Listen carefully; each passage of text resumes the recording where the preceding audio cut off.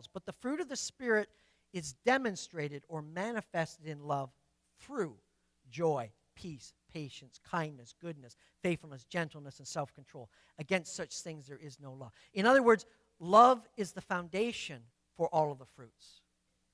And if we begin to look at it that way, then we have to look and understand what love really is. You know, everyone here has said, I love you to somebody or something.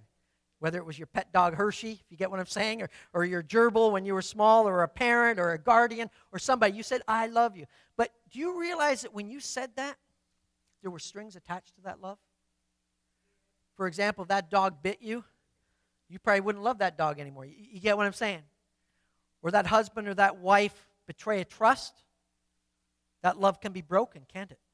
You understand what I'm saying? So the kind of love that we normally verbalize is conditional. There's strings attached to it. Yet the kind of love that's talked about in that scripture in Galatians 5:22 is a God kind of love. In fact, it's a word agapeo. And what it is, it's an unconditional kind of love. It's a love with no strings attached.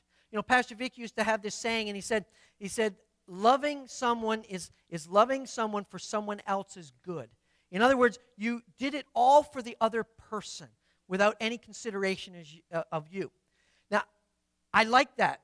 But as I thought about it, for me, a practical way to understand it, to know whether I'm walking in God's kind of love or not, is to ask these two questions.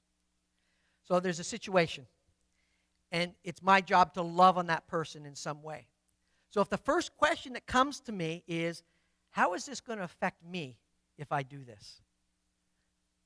What kind of love is that? That's selfish, strings attached kind of love.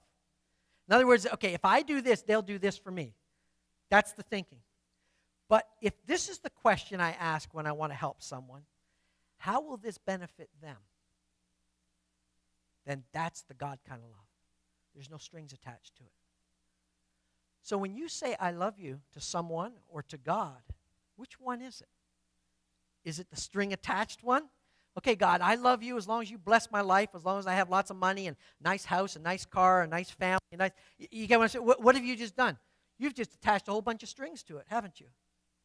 Or is it the kind of love where you say, God, I love you no matter what happens in my life because I know that all of eternity is going to be just fine.